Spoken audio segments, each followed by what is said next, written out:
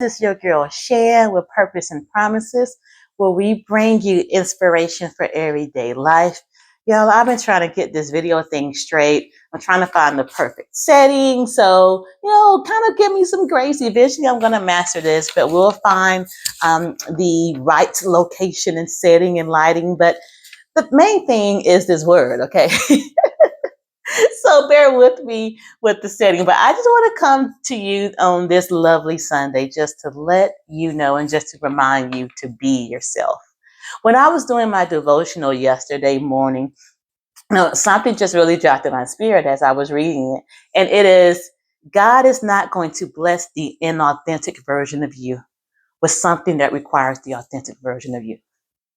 God is not going to give the inauthentic version of you with something that requires the authentic version of you, right, to receive and to maintain.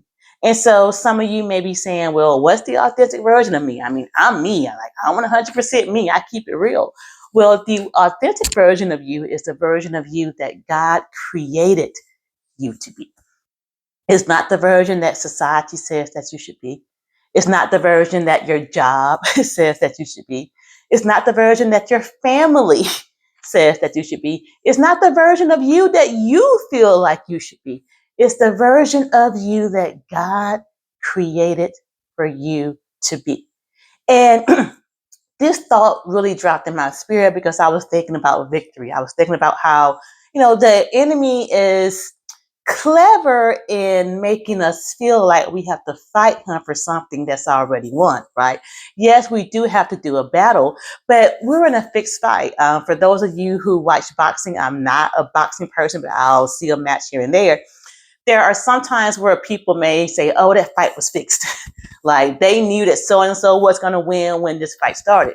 Well, as children of God, as heirs to the kingdom, we're fighting a fixed fight. Why? Because when Jesus died on the cross and when he rose with all power in his hand, right, that gave us victory over the enemy. So we just have to walk in the victory that we already have. We have to fight like we already won. But in order for us to walk in the fullness of that victory, it requires for us to know who we are. And in order for me to know who I am, I need to know who God is. And because God created me, he created you. So the best way to get to know you is to get to know the creator. That's why, the word says, seek ye first the kingdom of God and his righteousness. And all these things will be added unto you. It didn't say seek ye first what you want. As we continue to seek him, he will show us more and more of us. Right? Well, how do I get to know God? Well, I get to know God by spending time with him. I get to know God by being in his presence. I get to know God by reading his word. I get to know God, Lord, this piece of hair. I get to know God by fellowshipping with other believers. I get to know God through life experiences. Life experiences will show you who God is.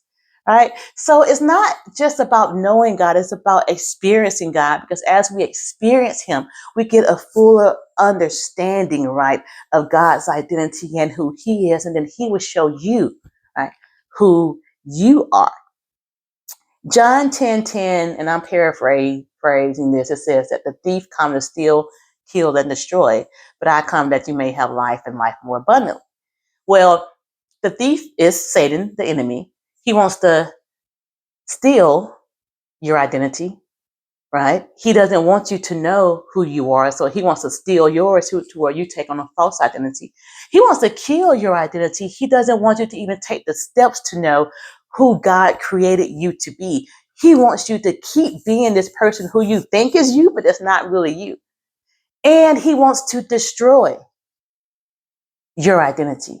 He destroys your identity by sometimes he would keep you so bogged down in the rejection, so bogged down in the betrayal, so bogged down in the failure, so bogged down in your mistakes that you start to believe that's who you are. Some people think that what they do is who they are. Like if you ask them, who are you? They'll say, oh, I'm a therapist. Oh, I'm a doctor.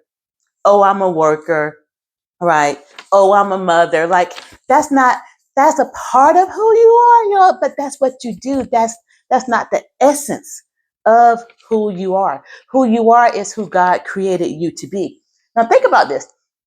In order for someone to claim something that, that they possess or that they own, many times they have to show identification. So if I go to the bank and let's say I have $2 billion in the bank, if I go to the bank and I'm like, hey, look, I want to take out X amount of money, and I go to the bank, they're going to ask me, well, show me your ID, because they need to make sure that the name on my ID matches the name on the account.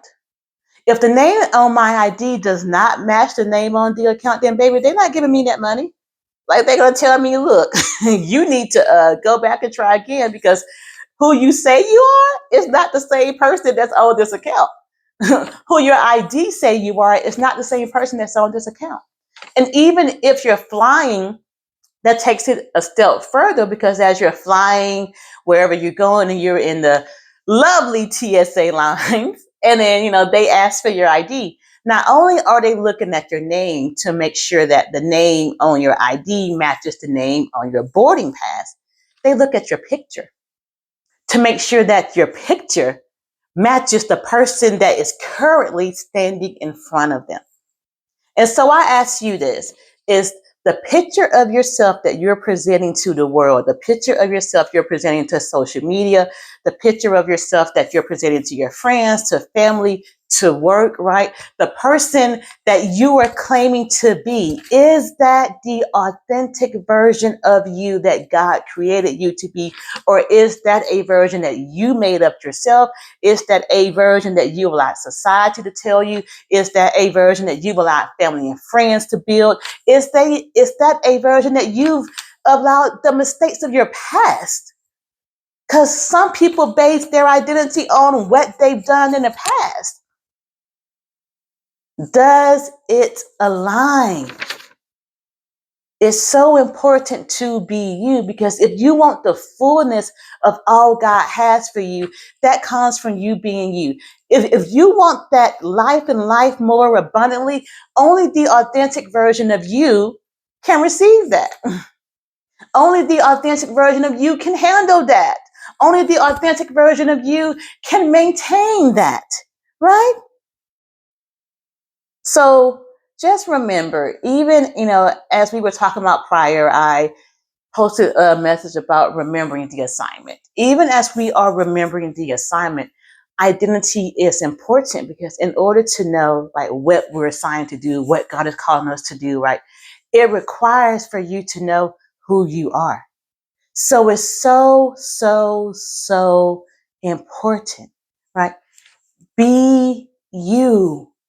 Be you. You don't got to floss a front for social media trying to make it seem like you're someone that you're not, for the likes, for the followers, for whatever it is. Because when you operate in the authentic version of you, baby, listen, those who are called to you will hear you. There are people who's called to your voice. There are people who are called to your sound. There are people who are called to your message. And if you are not operating in the authentic version of you, those people are not receiving what God has placed in you for them to receive. So be you, because as that quote says, everyone else is taken. So until we meet again, be blessed and be purposeful. Until next time.